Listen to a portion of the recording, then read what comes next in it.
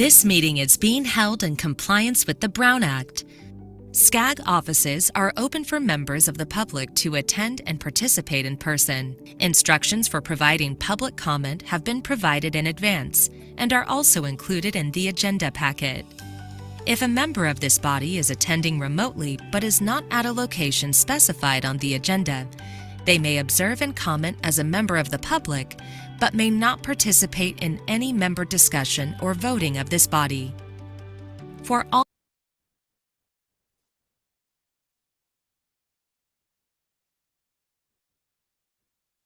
members participating remotely, please ensure your microphone is muted when not in use. Please state your name during deliberations and whether making a motion or offering a second. Any voting member or member of the public calling into this meeting by telephone can press *6 to mute and unmute. All telephone participants should identify themselves prior to speaking. SCAG encourages all members of the public to participate in its meetings. We are committed to holding meetings accessible to people with disabilities. For members of the public requiring ADA accommodation, please call 213-236-1895. SCAG offers free interpretation services for members of the public needing information in another language. Please call 213-236-1895.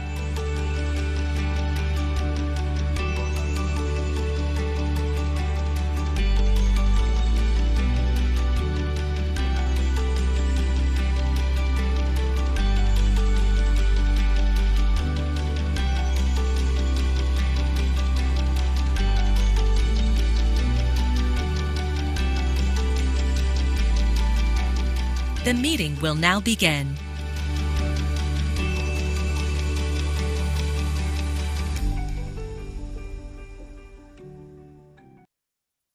To order.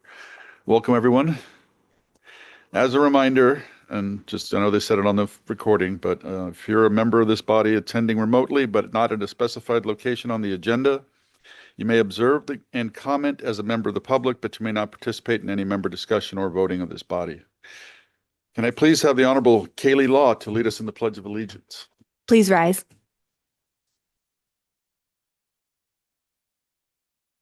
I pledge allegiance to the flag of the United States of America and to the republic for which it stands, one nation under God, indivisible, with liberty and justice for all. Thank you. All right. Mr. Clerk, do we have a quorum? We show a quorum, Mr. Chair. Thank you. So we're going to open the public comment period. I will now open the general public comment period of the meeting. This is the time of members of the public to offer comment for matters that are within SCAG's jurisdiction, but are not listed on the agenda. Staff, have we received any public comments? Good morning, Mr. Chair. We have received no such comments. Thank you. Great.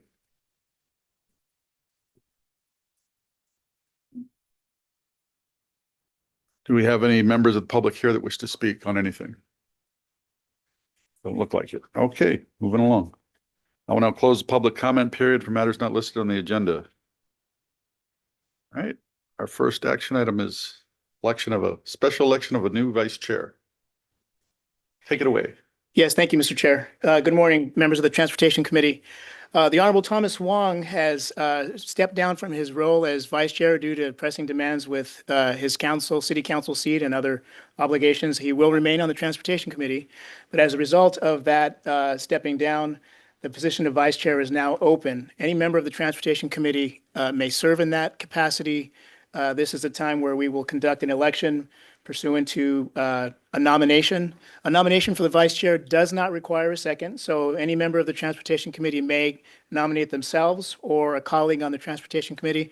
Mr. Chair, with your permission, the nominees might want to offer some comments as to their aspirations for that position, and then we will conduct an election depending on how many nominees get nominated. So, sitting. Okay, so we have 4 nominees who've been nominated prior to the meeting by email. Of course, any member of the Transportation Committee can nominate from the floor as well. For vice chair, we have the Honorable John Dutry. the Honorable Fred Young. I'm sorry, I don't know Councilmember Lai's first name, I apologize, and the Honorable Steve Manos. I'm looking in the room to see how many of those folks, if any, are here. Mr. Lee? Mr. Chair, would Mr. Lee make some comments? Yes, go ahead if you want to make some comments. Feel free. Thank you, Mr. Chairman, and thank you, members of the committee. Appreciate everyone's time today. Been a member of SCAG on and off, depending on the times, so appreciate the opportunity to come before you today. I'm sure I'm a new face to many of you. Just very quickly, my quick background. I've been involved with my region for the last 17 years now, serving on the City Council of the City of Rosemead. Historically, my colleague Maggie Clark has served in the Regional Council, but with her retirement, I am honored and privileged to be able to represent my service area on behalf of my city. But however, I'm no stranger to regional issues and regional participation. I've served as the Vice Chair of Transportation of my COG in the past. I've been the League Division President of my area as well. And on my day side, I serve as a certified property tax appraiser for the County of San Diego, and also as an Army reservist. I'm an engineer officer in the Army Reserves as well. So definitely have a strong understanding about infrastructure and transportation issues throughout our Southern California region and beyond. But I specifically want to talk about the fact that when I was in high school, when I went to Rosemead High School, I was really a kid that every morning had to decide, because my parents had to be at work by 6 a.m. because my mom, who had to take the 70 bus from Rosemead into downtown LA every day, I had to decide every morning how I got to school. Do I walk 40 minutes to school, crossing the 10 freeway on-ramp and off-ramp unsafely? Or do I take 2 buses to get to my high school that were unreliable and oftentimes was quite late, right? Those 2 experiences, combined with the fact that when I got into UCLA and was commuting to UCLA and having to suffer through an hour-and-a-half traffic every single day to get there, made me really become passionate about transportation issues for our region. So because of that, I feel that if I'm elected as your vice chair, my focus in working with this committee, working with our chairman, and working with SCAG is really making sure that we have multimodal options for our community, for those who both want and more importantly need to utilize certain types of transportation options. And my goal is to make sure that we ensure that our systems are clean, reliable, and safe. So with that, and with the pleasure of the committee, I hope to have your consideration. Thank you, Mr. Chairman. Thank you. Would any other candidates in the room like to speak? Mr. Chair, I see that Mr. Dutray has his hand raised online. Perfect. Let's go there. Well, good morning. Can you hear me? Can you hear me? Hello? We can hear you, John. Okay, thank you very much. I apologize for not being in person today. I have a funeral to attend to for one of our backup police lieutenant that passed away here recently. But first of all, I want to say thank you to my colleague to my left, Mayor Pro Tem Ellen Wadman, for nominating me. And I also like to thank you, both SCAG President Ray Marquez and SCAG President former SCAG President Larry McCall and Kurt Hagman for their support as well. Just give you a little brief background about myself. I've been on the Montclair City Council for 30 years, the last 8 years as mayor, and I'm not that old, just to let you know. I've been a member of the San Diego County Transportation Authority for at least 7, 8 years. And currently I chair the Transit Committee and I serve a number of different committees with the SBCTA. I also serve on the Omnitrans board.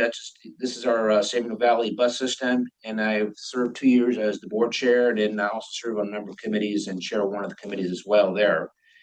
And I'm also a alternate board member of the Southern California Regional Rail Authority Metrolink. I've been there since 2019. I've been actively involved in that board. And I also serve on the Gold Line Foothill Construction Authority Board regarding the A-Line, the Gold Line expansion, and been involved in that for a number of years too. And hopefully we'll bring it to Montclair one day and through Claremont, obviously. This is my 2nd year on the Regional Council, obviously representing Rancho Cucamonga up in Montclair. I've been a member of this committee since 2019, and obviously this committee has played some big roles in transportation. That includes service projects, rail, bus transit, zero emission vehicles, trucks and bike lanes, and of course, a number of other issues. And of course, another big item this committee plays, and along with other committees, is the Connect SoCal. Of course, we're getting ready to start the next cycle of that this year. I believe the biggest role of being the vice chair of this committee is really to support the Transportation Committee chair and And obviously, the role of chair and vice chair is to ensure that this committee is properly managed and all members of this committee have an opportunity to speak. And of course, we have these very rigid times to get through it all, but I think that's the big role is to ensure that with the number of members we have, that everybody has an opportunity to participate and we can get through all the agenda items. So I appreciate your vote, and whoever becomes the vice chair, it's not me, I'll congratulate you. Thank you.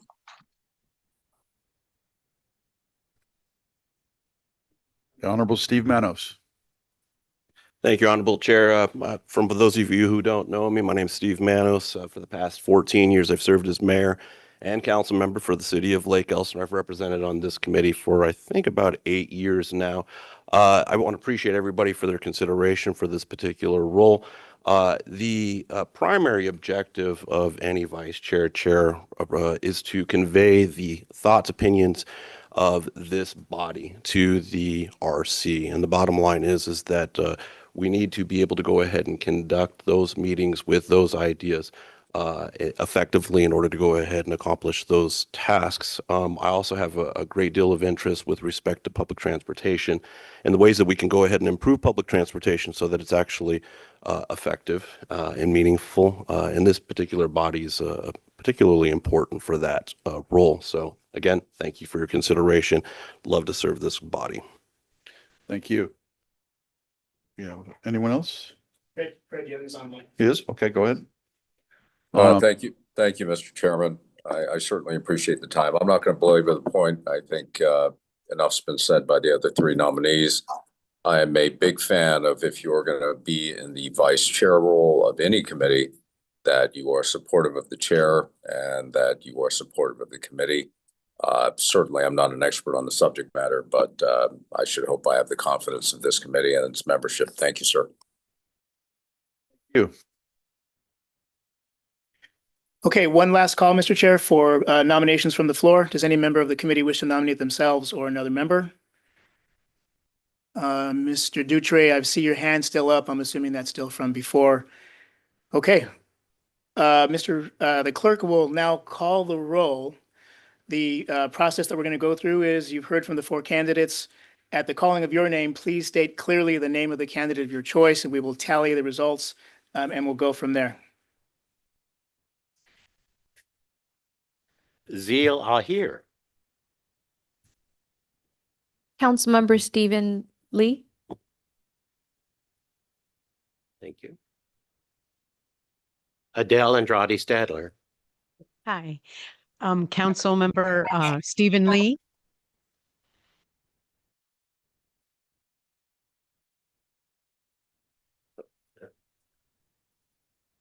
Javier Amezcua.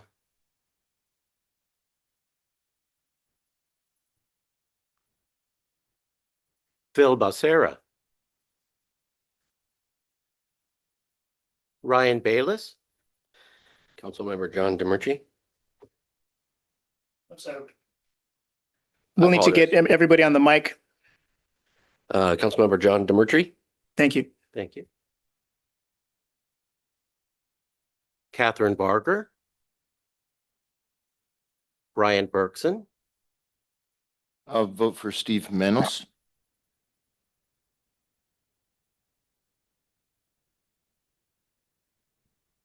Austin Bishop.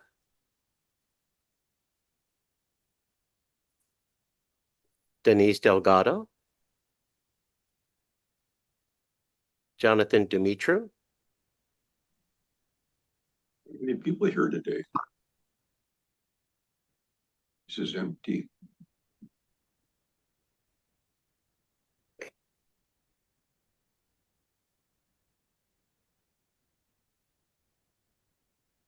Mr. Dutre, that's your call, sir.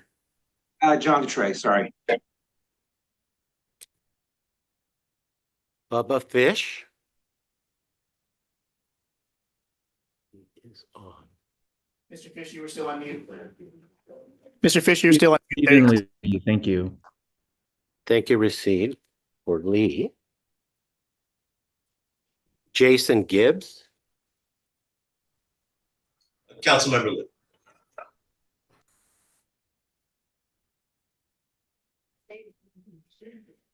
Mr. Gibbs, could you repeat your selection, please?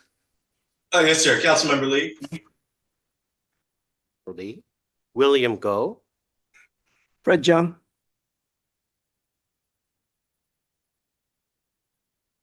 Kurt Hagman.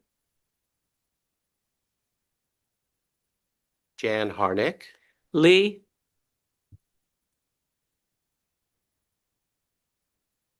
Lauren Hughes Leslie. Councilmember Lee. Heather Hutt. Mike Judge.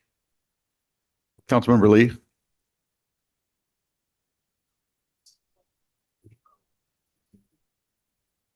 She's not at posted location. She said you won't be voting. I'm sorry, Fred Jung. Fred Jung.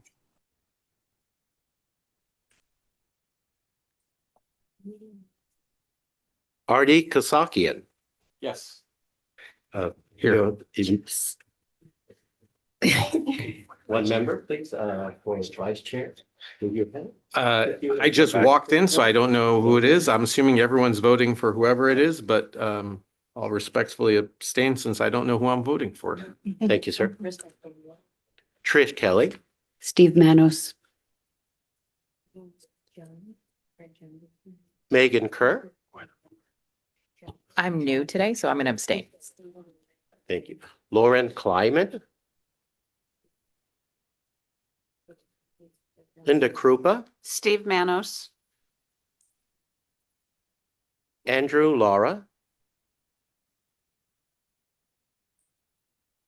Kaylee Law.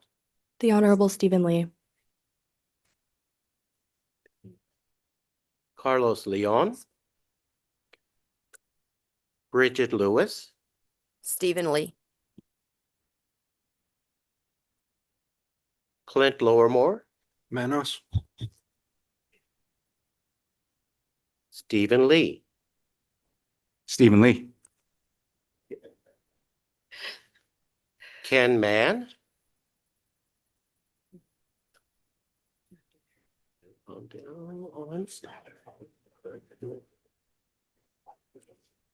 Steve Manos. Manos. Ray Marquez. John Dutray. Larry McCallan. John Dutray. Marshall. Stephen Lee. Tim McOsker. Dennis Michael. Mayor John Dutray.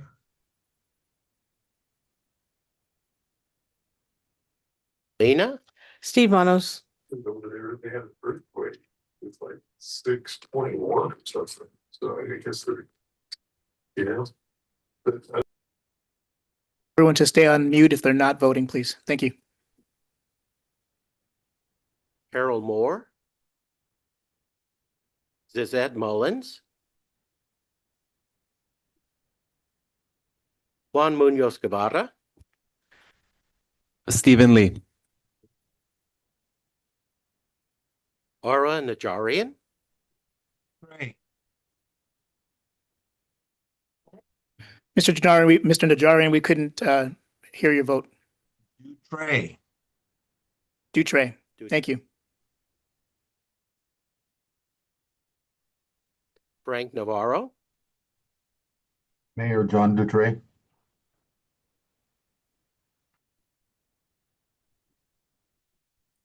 Ed Reese.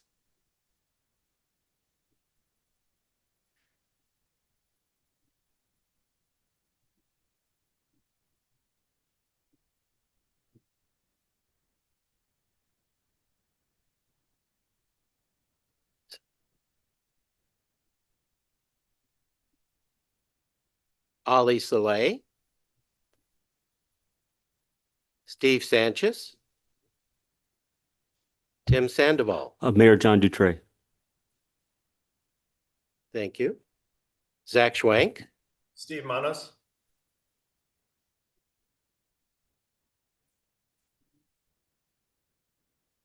Emma Sharif.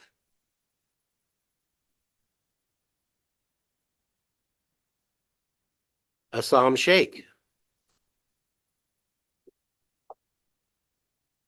Marty Siminoff. Dutre.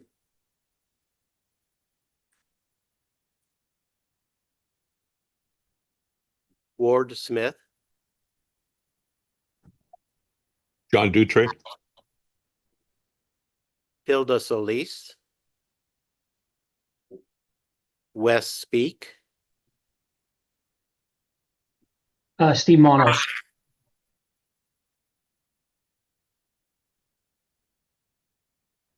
and Spiegel. Cynthia Sternquist. Council members Stephen Lee,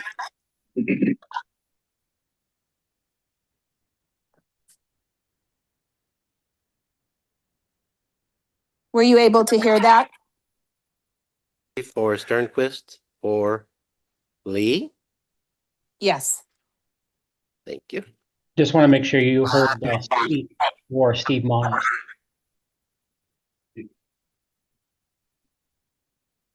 Last one. Speak. That was West Speak. We got that. Yeah, thank you. Speak for Manos.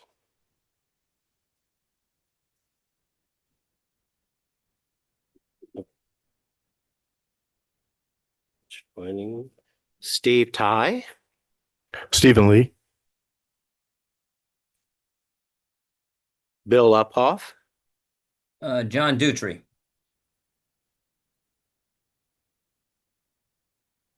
Fergus. Scott Boyds. Donald Wagner. Mayor Fred Jung.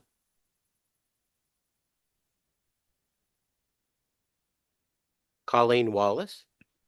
Steve Manos. Alan Wapner. John Dutre.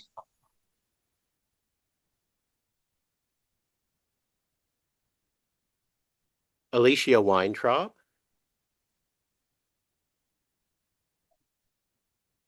Thomas Wong. Stephen Lee.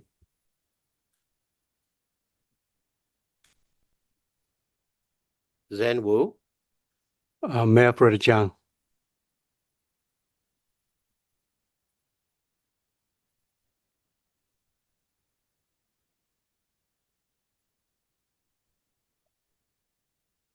If Ruben could back me up on this, we show 12 for Dutre,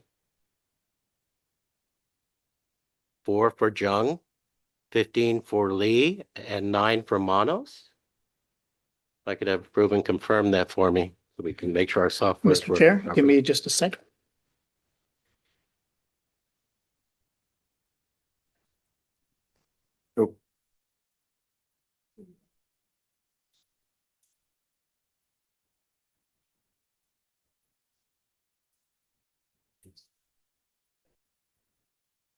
We are of accord. Thank you.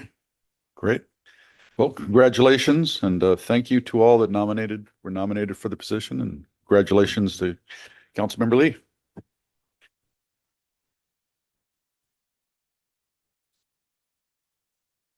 All righty.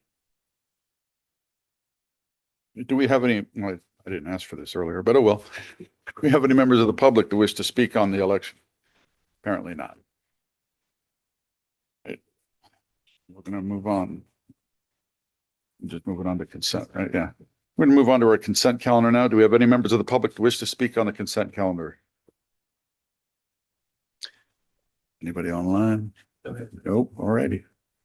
In order to save time, if anybody wants to pull anything from the consent calendar, I will ask to we have staff present before moving to a roll call vote for the consent calendar. Does anybody want to pull anything off consent? All righty. Go ahead. Mayor Navarro, we see your hand is up. Was that to pull an item from consent? No, it's to move the consent calendar. We have a motion. We have a second. Second. Motion in a second. Wagner. All righty. Please call for the vote. Zia here. Yes. Javier Amescua. Adele Andrade Stadler. Yes. Phil Becerra, Ryan Bayless, Yes. Catherine Barker, Oh, I forgot to do- Brian Bergson, Yes. Austin Bishop,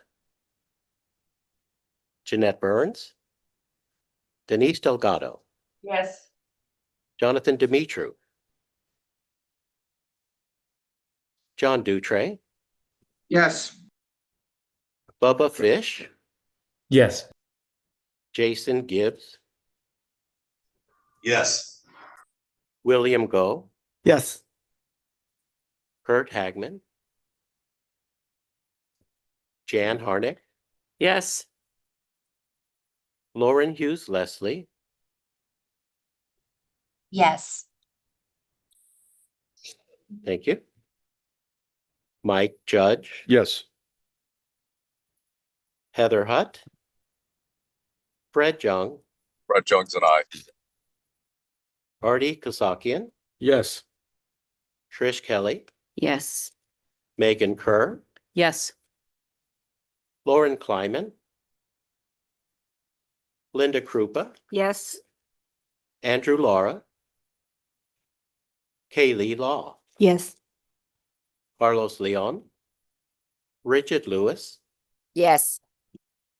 Clint Lorimore, Aye. Stephen Lee, Yes. Ken Mann, Steve Manos, Aye. Ray Marquez, Larry McCallan, Yes. Marquez, yes. thank you, proceed for Marquez. Marsha McLean, Yes.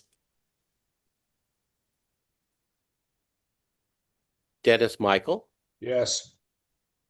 Linda Molina, Yes. Carol Moore, Zazette Mullins, Juan Munoz Cabada, Yes. Ara Najarian, Yes. Frank Navarro, Yes. David Reddy, Yes. Ed Reese,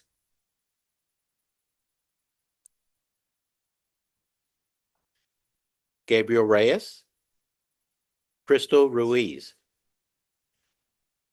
Ali Saleh, Steve Sanchez, Tim Sandoval. Yes. Zach Schwank, Yes. thank you. Emma Sharif, Assam Sheikh, Marty Siminoff, Yes. Ward Smith, Yes. Hilda Solis, Wes Speak, Aye.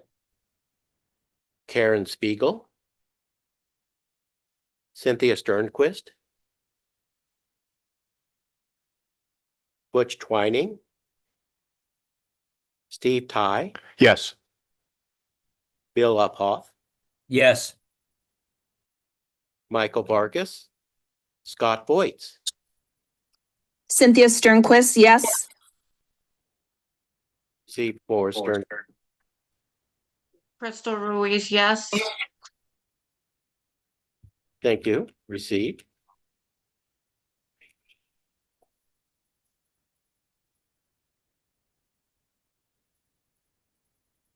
Donald Wagner, Aye. Colleen Wallace, Yes. Alan Wapner.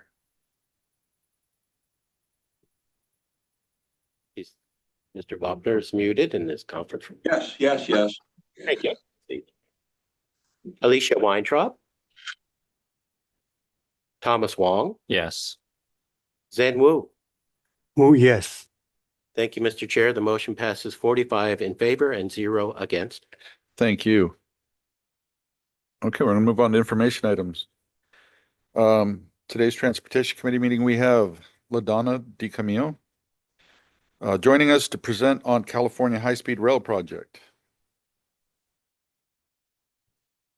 She serves as the Northern and Southern California Regional Director and Interim Director of Planning and Sustainability. Her extensive expertise in rail project delivery ensures effective coordination between the California High-Speed Rail Authority and key regional stakeholders, including SCAG, local governments, and transportation agencies. Today's presentation will provide an overview of the state's investment in high-speed rail via cap and invest funding and the release of the authority's draft 2026 business plan. We thank Mrs. DeCamillo for being with us today, and at this point, I'd like to invite Mrs. DeCamillo to provide her presentation. Thank you. Is this better? That's better. Thank you, Mr. Chairman. Thank you, committee, for having me here to provide an update on our business plan as well as our last project section that we have under environmental clearance. My name is LaDonna DeCamillo. I have many titles at the moment, but primarily here today as Southern California Regional Director. Happy to be here. Our draft 2026, or our business plan was released, our draft business plan was released in February and adopted by our board actually earlier this week. This business plan focuses really on laying the path forward that we believe is a pathway to success. It focuses on three major categories, including the completion of the Merced to Bakersfield segment, which is underway. It's approximately 170 miles, and that will be our early operating segment. From there, we know we need to expand to the major population centers. So we are finding ways to optimize our design to provide service into San Francisco and Southern California. And I have some slides that'll talk about that later in the presentation. We're also looking very closely at early asset commercialization, ways that we can utilize the corridor that we're building. If you can imagine, we're trying to put together a right-of-way over the stretch of hundreds of miles. And there are opportunities that for utilizing that for utility corridors and so forth. So we're looking for opportunities to commercialize our assets. In my presentation, I'll talk briefly about some policy and implementation tools that we're proposing to help avoid construction delays, and our business plan examines a full phase one corridor still, and this is our commitment for a phase one corridor from San Francisco to Los Angeles and Anaheim. Like I said, we're trying to make that vision a reality in the Central Valley, and we're committed to the Merced to Bakersfield initial operating segment. We have identified over $1 billion of cost savings by optimizing our design and by reducing our initial operating service to 8 trips per day. So that's 8 full round trips per day in that segment. We believe we'll have fare service ready beginning in 2033. We're laying tracks this year. We just put a track and systems contract. We signed a track and system contract. So we'll be beginning that work later this year. So we're excited about that. We have 119 miles of construction underway. 100% of our properties, our right-of-way has been delivered. So that's a major hurdle. And then we've environmentally cleared all of our phase one alignment with the exception of Los Angeles to Anaheim, and I'm going to talk about that later. We've actually completed this as 59. We announced the completion of one since I submitted this presentation. So we've completed 60 structures and created numerous jobs along the way. We have 81 miles of guideway complete. So we're excited about that. We are working on delivering stations. And as I said, laying that track, we have a facility that has been built where we can start bringing in materials and start soon on the track preparation. So we're excited about that. We call that a railhead, and we've got the tools in place to make that happen. So as I said, we recognize that from a ridership standpoint, our revenues are dependent on us getting into population centers. So we're working with the partners in the Bay Area to connect Merced, Madera into San Francisco.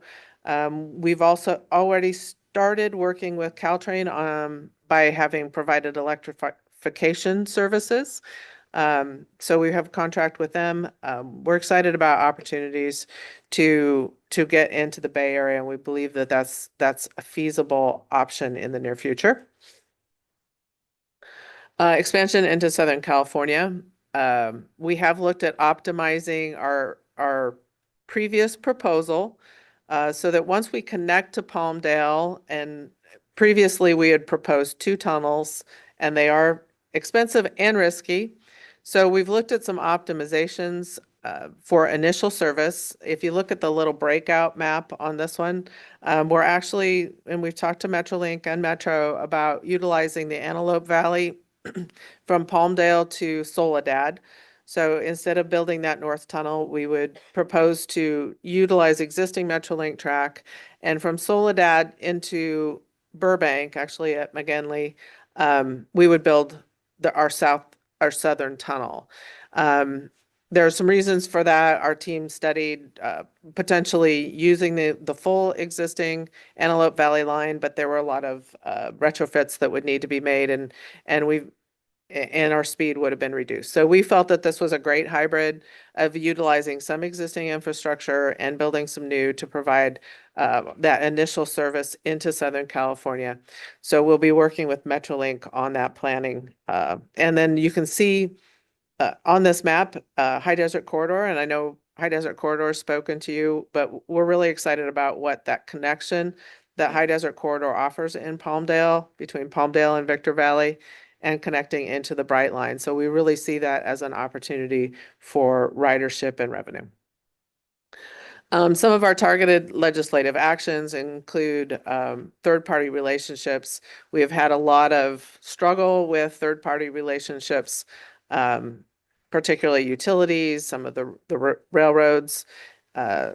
Right-of-way acquisition is a third-party relationship. So we're looking at legislation that can maybe help provide some relief for us on some of those fronts, including environmental clearance. So if we're making some minor changes for these optimizations, we're looking to the legislature to provide possibly some variances for us to make some of these minor changes without full process. We definitely want to disclose, but we also don't want that lengthy process and litigious process.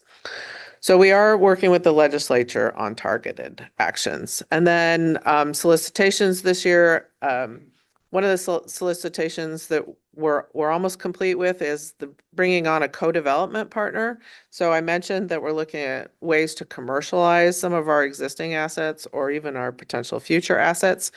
We are actually going to partner with a third-party private investor so that we can leverage funding. So we can work off one another to find opportunities for early investments that actually make the biggest return. So we're excited about that opportunity. We're about to bring that party on, and then it'll be a few months for us to brainstorm about what some of those investments might be. We just awarded the track and systems construction contract on Tuesday, so that we're excited about that. We've got some solicitations going for the Merced to Bakersfield extensions. So Merced to Madera is, the procurement is out, and then we'll be proposing we call it the LGA, the locally generated alternative for Bakersfield. That one should be out later this year. And we are already, we're awarding a design or a contract for early works at the Fresno Depot. So we are making really good progress in the Central Valley, and we're excited about that. Okay, Los Angeles to Anaheim is our final project section that needs environmental clearance. I think I've spoken to this committee in the past and given you the full presentation. I'm going to do a really brief one today, but this environmental document is our final, and we're planning to have it done later this year. This corridor, you can see in red at the bottom, is approximately 30 miles long. It will connect Union Station with Anaheim's Regional Transportation Intermodal Center, known as RTIP. We released the draft environmental report, and the comment period closed February 3rd of this week. Our team is reviewing comments, and we will be providing response to comments in our final environmental document, which we expect out in September or early October. The project includes two build alternatives, but really the only difference between the two build alternatives is the location of a potential light maintenance facility. There are two dots in the upper left corner of this graphic, a yellow and a kind of a pink color, which are the two proposed light maintenance facilities. Because this will be toward the end of our system, we'll need to maintain our equipment here. So it would be for restocking equipment and doing general maintenance on our equipment. But otherwise, this alignment follows the existing BNSF corridor that's currently utilized by Metrolink, Losan, Amtrak, and others. And then we go south at Fullerton into Anaheim's Arctic.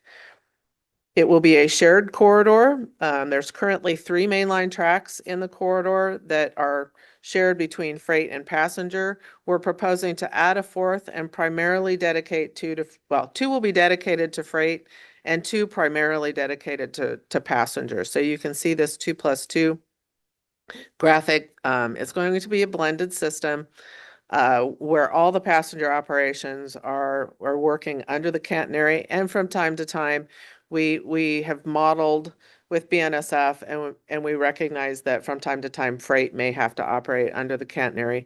But we're confident that this will provide a long-term service for all of the operators within that corridor, including Metrolink and the others. We would propose to operate 2 trains per hour per direction at a maximum in that corridor. A lot of words on this particular slide, but the key is that the public comment period closed February 3rd. Like I said, we're working on responding to comments, and we should have a document out soon. And we will be engaging with the public at that time when that time comes. So with that closes my presentation that I've prepared. Follow us on social media. Would love to take questions if there are questions. Thank you for that presentation. Do we have any members of the public who wish to speak on this item? No? Okay. I'll now entertain comments from members of the Transportation Committee, and we'll go with Martha McCallum first. Go ahead. Okay. Commissioner McCallum. Hi, McClellan. Sorry. do you by any chance have any kind of a timeline as to when you might be improving the Antelope Valley line from Palmdale to, Palmdale to Burbank, for instance, or to Los Angeles Union Station?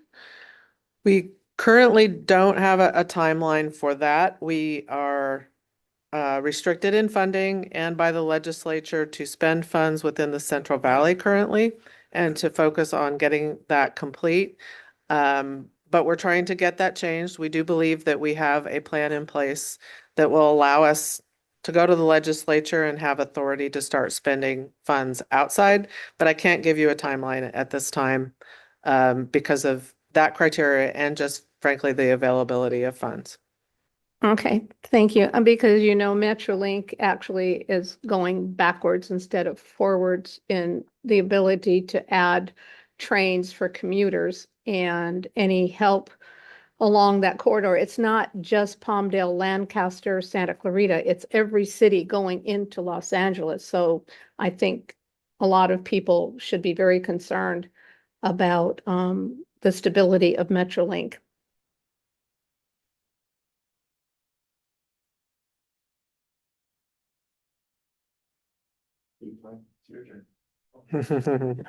I'm deferring to the chairman. Too busy reading. Commissioner here. Thank you, Chair. Thank you for your presentation and congratulations on the authority having to save $1 billion. It does help advocating for this line now that we know we're tightening up corners and really putting, everybody's organization to work. My concern, same as last year, I know procurement is phase 5 and we're miles away from that, pun intended. But would it be a good idea to add to the legislative request to allow for procurement outside of the country rather than having it made in America to save on some, money? I'm not familiar with all of the rules. I have not heard lately that it's been a major hurdle for us, but I do understand sometimes that the procurement rules for equipment can slow things down. But I've not heard that more recently, so I don't know how, I can't speak to whether it was amended or changed, but I haven't heard much Can I recently. follow up? Yeah, Oh, thank you. yeah. We're still talking. Oh, okay. Sorry. No, I know some of the parts there, it's a mag rail or I believe a what kind of train is this? We will be fully electrified. Electrified. Yeah. So I know some of the parts aren't made here yet. So hopefully by then they are, but if you want us to advocate for something like that, let us know. Thank I will have staff get back to you. I'll do a little digging, but like I said, I haven't heard that has been an impediment to us recently. Okay. Thank you. Thank you. Commissioner Kelly. Steve Pye has had his hand up for, I'm sorry, for a very long time. And I just want you to know that he's there. All right. Is it, okay. Please don't say that. Okay, thank you. The staff report mentions that the High-Speed Rail Authority is embarking on a new initiative where private investors or developers can partner in delivering the statewide high-speed rail project. And is there information, there's a mention of a notice of proposed award recently issued. Can you give us information about that entity? That's the co-development agreement that I mentioned. I think they're about to award it. Maybe we did award it in the last couple days and I didn't follow that one. But I know that we're about ready to bring someone on and we have selected a group that we will explore opportunities with.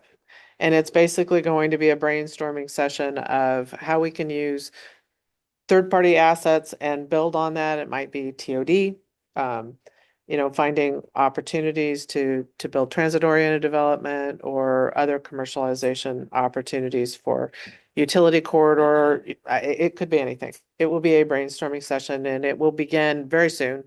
And probably take us about 6 months to come out with something of what we think the best opportunities will be.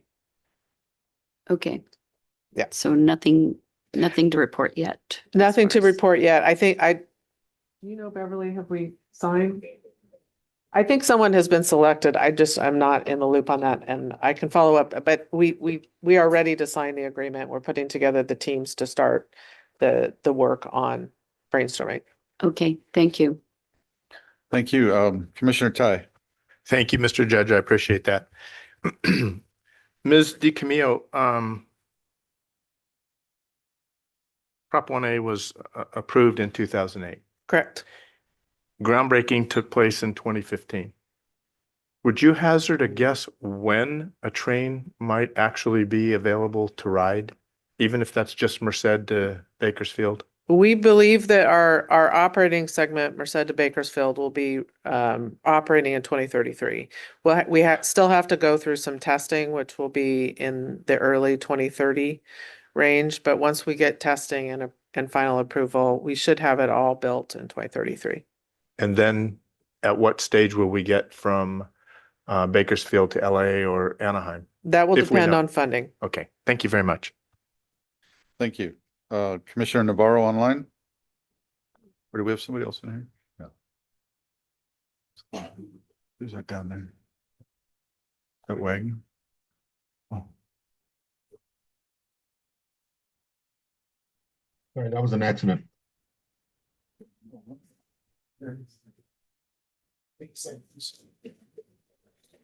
Mayor This Navarro, is Adele. This is Councilwoman Adele from Alhambra. I did have a question, but they were all asked, so I appreciate that. Thank you.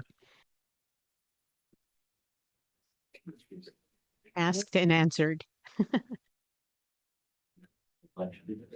Yeah. Yeah. Commissioner Bayless? Thank you. I've got two questions for you. First, with the extension into Anaheim, can you say that if and when those tracks get replaced and or built, what'll be the maximum speed and how does that compare to the rest of the system? That particular corridor, because it would be blended, will be probably maximum of 79 miles per hour, 79, 80. So not the same high speed as the rest of the system that's there. That's correct, because it will be a blended system. So then my And- second question is in regards to some of the revenue streams that are out there, one of the things we're seeing is possible taxing district coming around some of the stops that are out there. And I was wondering if you had any more additional language or clarification on how that would exist. Yeah, the communication on that has been unfortunate. We were proposing to use existing enhanced tax zones. They call it enhanced infrastructure tax financing. But it's an existing tool. Already, we don't need additional legislation where we can work with the community. And it's something that we would work on with the community, and it's been interpreted as something that we're doing to the communities, and that's the unfortunate part. It is also already an existing tool that's in place where if we want to work with the community to make key investments that are going to raise the value of the property in and around a station, then we're just saying, you know, it would encourage us, if we're looking at it like a business, it will encourage our investments where we can make more return on it. So as we're working, for example, with this co-development partner, if we see an opportunity in a community who says, yeah, we want your investment here, we're going to give you a portion of the proceeds, then that may help direct us to where we're prioritizing our investments. So then what I hear is you're saying that's an optional revenue stream versus with buy-in from the community. Correct. Thank you. Thank you. Commissioner Harnick? Thank you, Chair. So this seems to be the project that everyone loves to hate. I had the good fortune yesterday to listen to Mark Tollefson speak about it, and hearing the same things twice is tremendously reassuring. And when you talk about that portion being complete between 2033,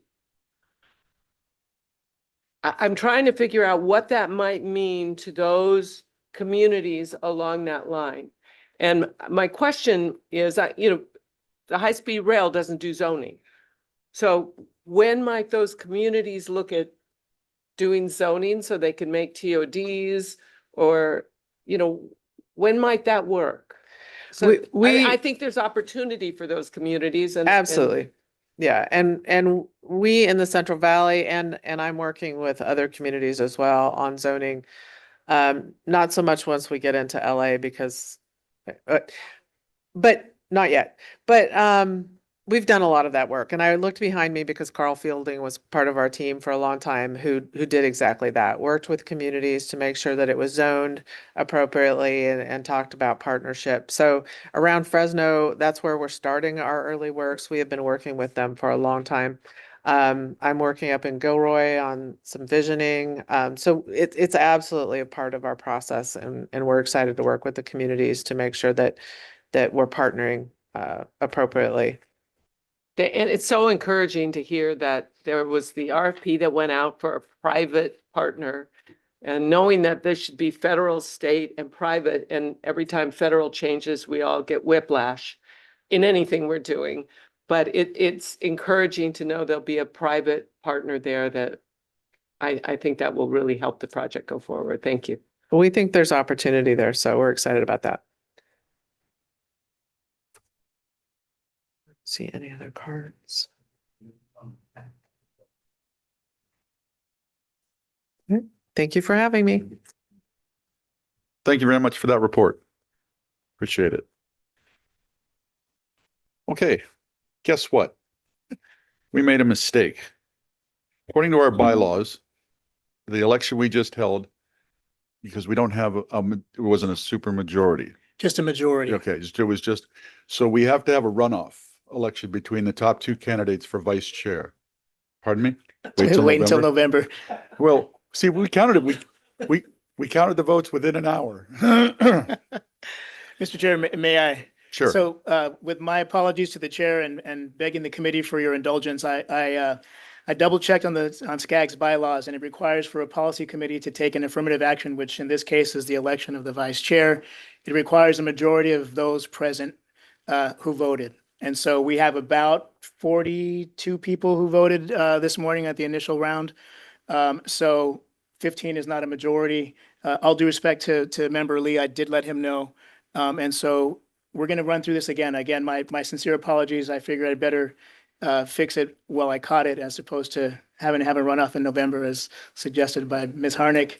And so the clerk will again call your name, and this time your two options to vote are members Manos and Lee. I'm sorry, I'm looking at Steve Manos while I did that. I apologize. Members Dutre and Lee, those were the top two vote getters on our first round of voting.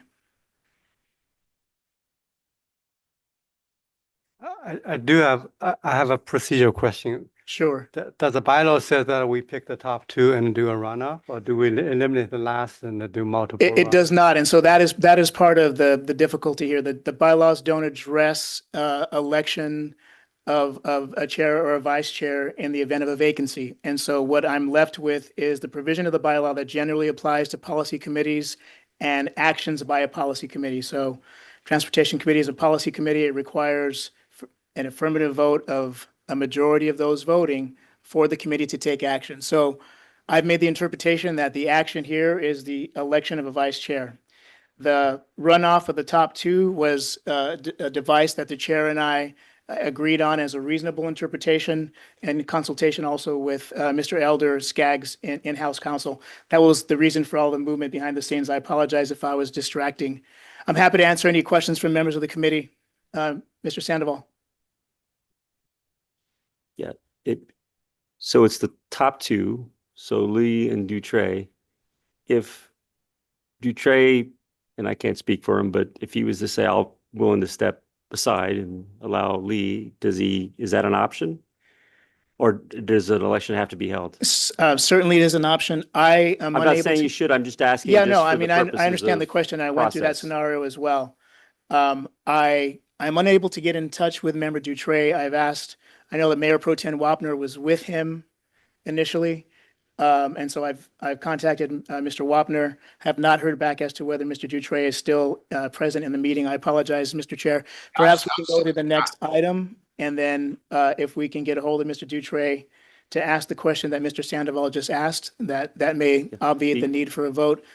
Again, happy to answer any questions or take suggestions. The other thing is Dutre is at a funeral, you said, so he's not going to be. No, Dutre's here. I'm still in the room. I just left, but Mr. Wapner asked me to come back. So, Mr. Sandoval, you're saying I should just move on, right? Right, Tim? No, I would never do that, Mayor. I would never do that. I was just asking. You know what? I think I'll just, you know what? You guys already made a decision. I'll drop out and let's just move on. Yeah. Yes. Well, I would still like Six grandkids. we do this. Six young together. Move appointment of Lee by acclamation. Thank you, Mr. Wagner. You've been in the legislature, I see. I've been around the block a few times. Second. All right, we have a motion and a second. Mr. Chair, this is a remote meeting, and so would technically require a roll call vote. I'm not, I am confident that the members of the Transportation Committee are not hyper technical, and sometimes a lawyer's got to be practical. And so I'm willing to go with the acclamation vote if the chair is, and if I see enough nodding heads here in this room. I do. I think it's good. Okay, thank you. We're good. If you would call the vote, Mr. Chair. Yes, sir. Please call for the vote.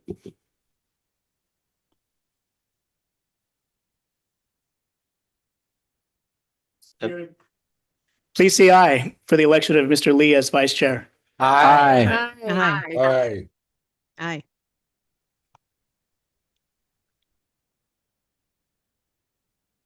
All righty, that's fixed. Moving on to item number 9, Southern California Airport Access and Mobility Study. So can we, Over on 8. I'm sorry, we're on 8? Yes. How did I miss that? Sorry. Okay. Because I have a list of names, that's why. Anyway. we're on number 8. Sorry about that. Connect SoCal 2024 implementation strategies update. So we're gonna, and Leslie Caton, our associate regional planner for SCAG, will be presenting. No, it's all right. Thank you, Chair, and good morning, committee members. My name is Leslie Caton. I am an associate regional planner here at SCAG in the Planning Strategy Department. And I'm here to provide another update on the Connect SoCal 2024 implementation strategies. Last November, we provided an update on some of the major milestones on the implementation strategies included in our adopted regional transportation plan and sustainable community strategy, also known as Connect SoCal 2024. And today I'm here for the 4th update, which will only be verbal, no PowerPoint presentation, on the new milestones that we've achieved. So for context, direct implementation of Connect SoCal 2024 primarily relies on the actions and decisions of other transportation agencies, local jurisdictions, and actors in the private sector to operate transit service, install new bike lanes, approve new land uses, or build new housing. SCAG takes a leadership role in establishing the regional vision and goals and identifying policy, strategies, and funding to help us reach those goals. There are 4 primary ways that we can support our partners in implementation through collaboration and policy leadership, where we coordinate policy efforts across jurisdictions and stakeholders, through state and federal funding administration, where we ensure that state and federally funded transportation projects and programs support Connect SoCal and assist the region in advancing key performance measures.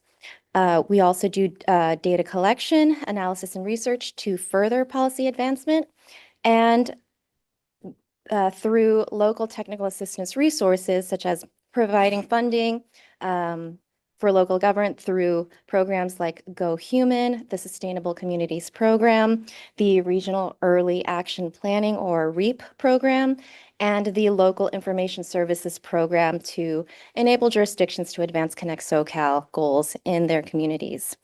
The detailed report in your agenda packet includes milestone progress for 71 of the implementation strategies.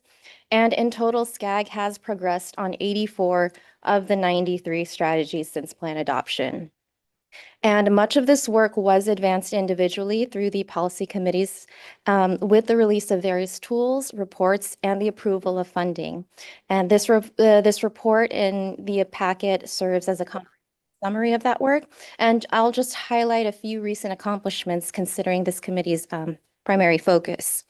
So last December, SCAG Regional Council approved recommendations under the Surface Transportation Block Grants and Congestion Mitigation and Air Quality Funding, or STBG and CMAQ. This milestone supports multiple implementation strategies under the Funding the System, Safety, System Preservation and Resilience, Technology Integration, and Transportation System Management categories. So it spans many strategy categories that we have. SCAG is also thrilled to have kicked off 2 efforts addressing our regional mobility goals. The first being the Smart City Strategic Plan effort, which will explore and recommend clean and innovative technology solutions to reduce VMT and GHG emissions, and supports over 5 other strategies. The Southern California Airport Access and Mobility Study, which I believe will be presented soon, which will provide a better understanding of how people will travel to and from our airports. And under the economy category, under tourism specifically, SCAG staff are currently engaging with key partners to anticipate travel demand of upcoming large-scale events such as the 2026 FIFA World Cup, 2028 Olympic and Paralympic Games. The engagement efforts include meetings with tourism bureaus, freight industry stakeholders such as the ports, California trucking associations, airports, governmental agencies like Caltrans, cities, etc., and councils of governments to better understand the needs and identify opportunities where we can support. Now, with progress being made on many of the Connect SoCal 2024 strategies, staff continues effort to complete this work while we also shift our focus and pivot towards the development of Connect SoCal 2050, which is the next iteration of our RTP SCS. SCAG does intend to leverage the work being done and build on the accomplishments that we've shared on these strategies for next plan development. And that concludes my presentation. Thank you. Thank you. Are there any members of the public who wish to speak on this item? None. Okay. I'll now open up comments to members of the Transportation Committee. Do we have any raised hands? No flags up? We might have a member of the public here. Mr. Dedicatora, would you like to speak? Yes, can you hear me? Go ahead. Hello. Yes, I'm someone who works at an airport. I do not represent my employer, but I am curious, how will you include like the employees, because many of us work for shift and experiences. Many of us do take public transportation, and some of us do scooters and bikes that came from work. Workers, for example. Pardon me for interrupting, Mr. Chair. Mr. Dedicatoria, we've got a really difficult time understanding what you've just said. I'll look to the presenter to see if she caught a question in there. I heard portions regarding airports and how we are trying to make progress along, I believe, ground access. Something along those lines. Am I correct in understanding your question? Yes. Can you hear? Can you hear me now, or is that? So I believe there may be staff here who can speak more to airport. Oh, I believe Annie. So I just wanted to say there's going to be a following this presentation, there's another presentation on airport access study, and that's specifically about ground access. And so we can address it then. Okay. Thank you. Stay on and hold your question for that time. It'd be great. We have no members of the Transportation Committee that wish to speak on this. Thank you very much for your presentation. Thank you. All right, now we're going to move on to number 9, which is our Southern California Airport Access and Mobility Study. And this is going to be presented by Alexis Murillo, Senior Regional Planner of SCAG.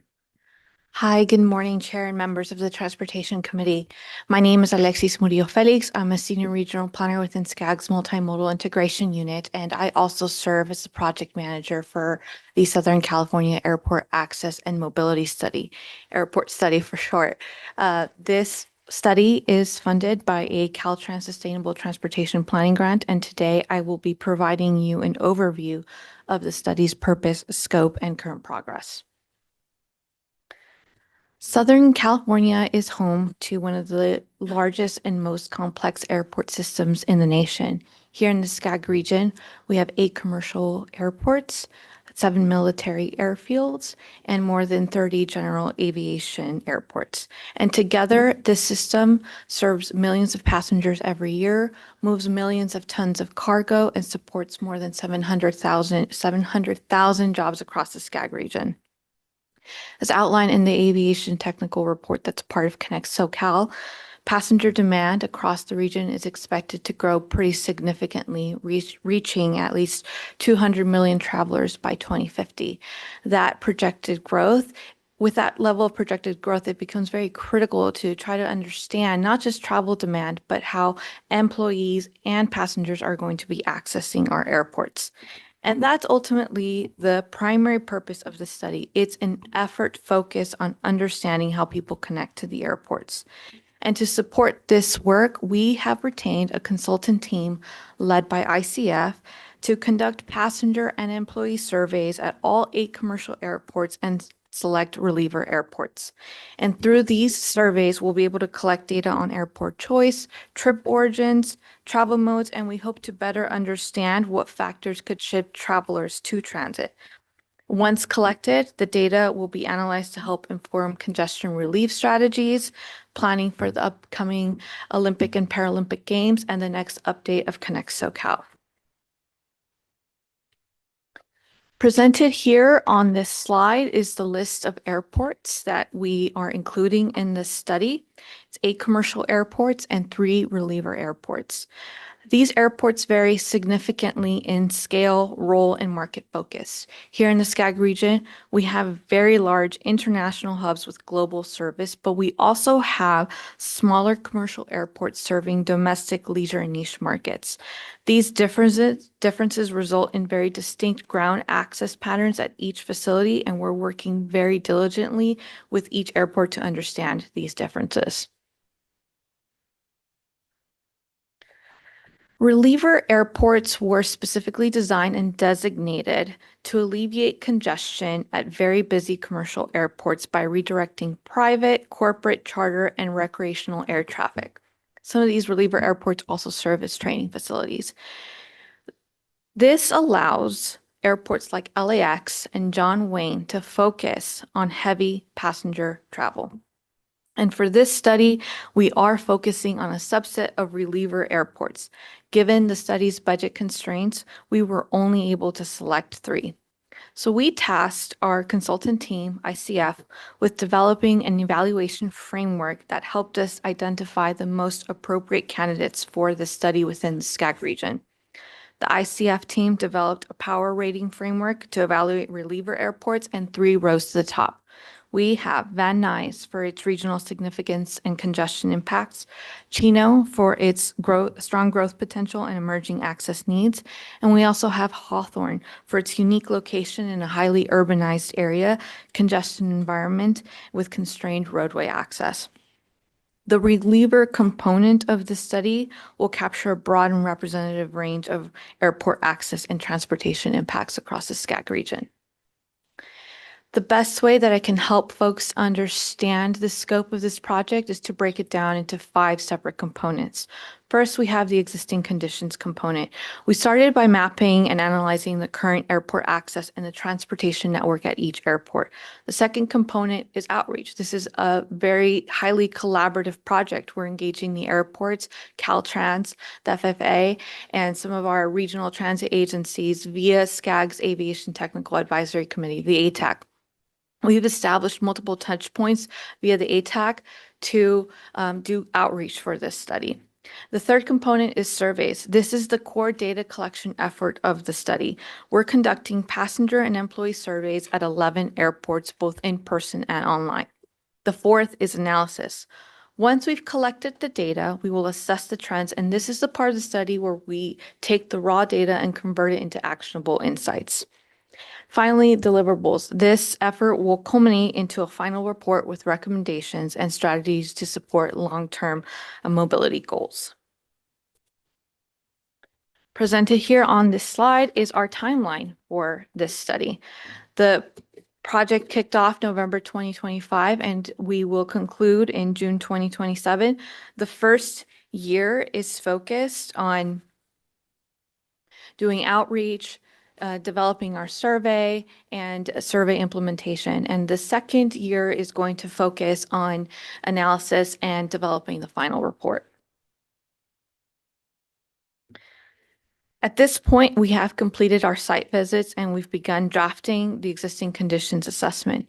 And during our site visits, we focused on understanding current operations and facilities, but we also gathered information on some of these capital improvement projects and modernization projects that are currently underway.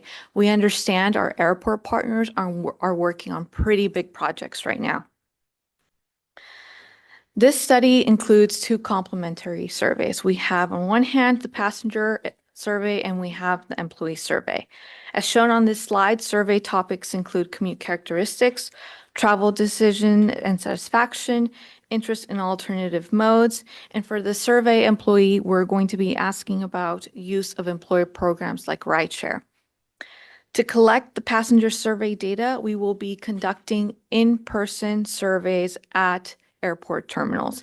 Train interviewers will be approaching passengers and providing a tablet for them to participate in the study on the spot. But we will also be distributing business cards with unique QR codes that will allow passengers to take the survey at a time that's more convenient for them. And our employee airports will be our employee survey will be a web-based survey where we are going to be working with airport leadership to distribute those links so that the employees receive it directly via email.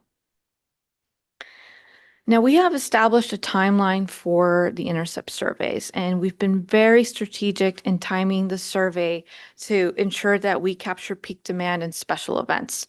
We were at Palm Springs in April during a key music festival.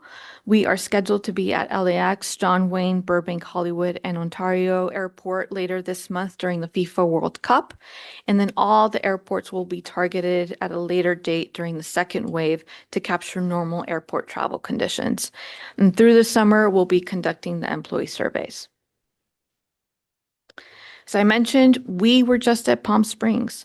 We intentionally moved up the Palm Springs schedule because we understand that travel demand dips during the summer months due to high heat, so we shifted them over to spring. Our survey overlapped with the Coachella concerts, and we did have a lot of Coachella attendees in our respondent pool, as well as and other travelers. And to date, we've collected 155 surveys from Palm Springs. We recently also wrapped up our pre-test. We were at 3 airports, Ontario, John Wayne, and Burbank.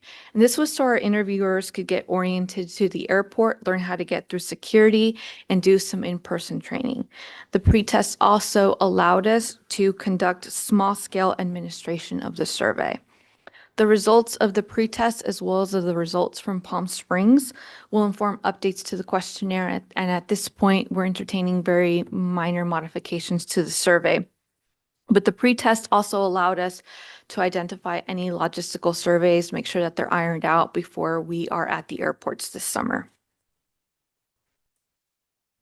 As I mentioned, we are currently analyzing the pretest results and the results from Palm Springs, and we are refining our staffing plan for the summer surveying activity. And at this point, we expect to return to the Transportation Committee late spring, early summer with the results and a presentation that sort of breaks it down by airport. And that concludes my update on the airport study, and I'm happy to take any questions. Thank you very much for that presentation.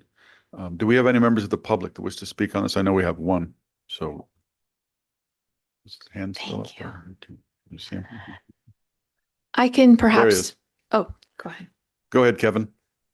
Yes, yes, now that I'm on the appropriate agenda item, again, I work at an airport. I'm not representing my employer, but will these surveys kind of go to not just the airport authority employees, but to the various various people, vendors and contractors?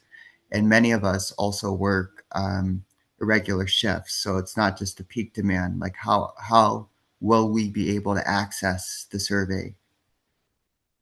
Survey, the final study will definitely be made available publicly on our website, but we also intend to share the survey results with the transit agencies. That way they can, assess the findings and, potentially implement the recommendations that will be included in the study. Okay, yeah, because like I've said, like many of us employees who work for the various vendors, We definitely we work very irregular shifts, and some of us do want to take. We will definitely share the results and the study itself with the airports, and we will strongly encourage them to share the results with the vendors. But I think that that type of work and implementation of the recommendations will, lie in the airports, purview and over their jurisdiction. That is technically their jurisdiction, and it would be their call to work with their vendors to implement these kinds of strategies and recommendations.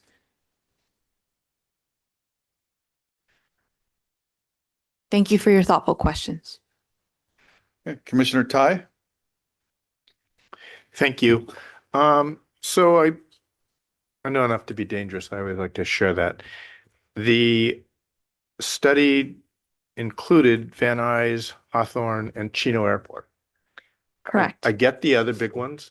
Not sure why those particular ones, but is there any reason that Brackett Field and Laverne or San Gabriel Valley Airport and El Monte weren't selected?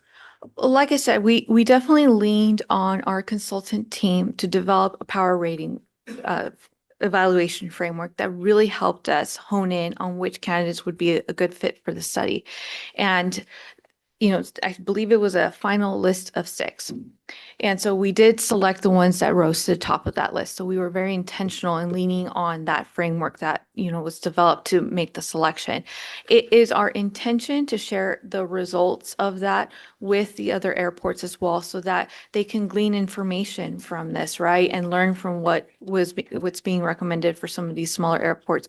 What is going to be recommended for Chino may be transferable to some of the other airports and so on. So that is ultimately our strategy here. We do, want to entertain the idea of helping other airports understand how to do this. So if they are interested, we're happy to answer their questions. And if they are keen on, implementing a survey themselves, we can walk them through the process. Excellent. Thank you very much. Thank you. Commissioner Guevara? Thank you for the presentation. I think I just want to underscore a point that the public comments are made, right?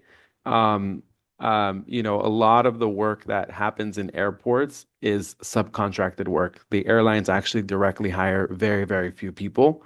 So concessionaires, baggage handlers, flight, like the folks that check you in, like all of those happen through separate companies, separate operators, and they're not direct employees of the airports.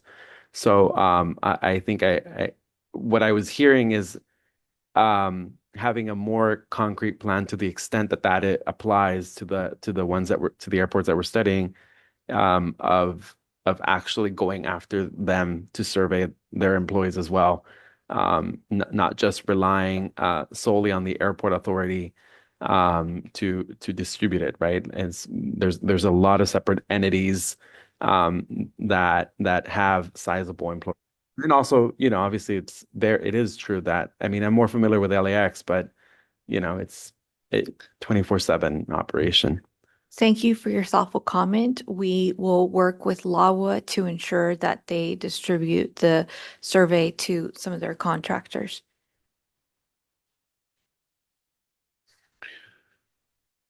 Okay. Do we have any raised hands online? No. Okay. Thank you very much for your presentation. Thank you. All right. We got through this morning's agenda. I'm going to give my chair's report now. As alluded to earlier in this meeting, or maybe it wasn't, there are 2 opportunities for members to increase their involvement at SCAG by serving on the RENA subcommittee and the Connect SoCal 2050 subcommittee. Per the regional council action in May, the Connect SoCal 2050 subcommittee will include 2 members from each of the 3 policy committees with representation from across the region. And many include up to 3 ex officio members to provide additional policy perspectives. If you are interested in applying for these committees, please contact Maggie Aguilar, SCAG's Chief Clerk of the Board, by 5 p.m. tomorrow morning, Friday, June 5th. SCAG President Ray Marquez will approve a roster for both subcommittees later this summer. And I also want to shout out to our new members, welcome them. Mayor Andy Kaskigan, Artie, I'm sorry, from Glendale, Regional Council District 42, Honorable Megan Kerr from Long Beach, Presidential Appointment Member at Large, the Honorable Stephen Lee from Rosemead, RC District number 32, and the Honorable Kaylee Law from Walnut, President Appointment Member at Large. Thank you all for coming to the meeting, and welcome to all the new members, and have a great regional council meeting if you're sticking around. Thank you. We're adjourned, right? No? What did I miss? Sorry about that. I want to hear from Marty. All righty. Yeah. Yeah. Okay. If you guys want to do a recall on me now. No. But, All right, this is going to be it's been a morning. the Metrolink update. Metrolink is actually facing financial challenges driven by the rising operational costs, reduced funding, and lower fare revenues. To address the uncertainty, Metrolink is going to be doing an evaluation of both fare increases and potential service reductions beginning as early as October 2026. The Board of Directors will be holding a public hearing on June 26th to discuss and receive some public input. Proposed fare Marty, can you turn your mic adjustment on? It's on. It is? Yeah. Proposed fare adjustments. It's not on?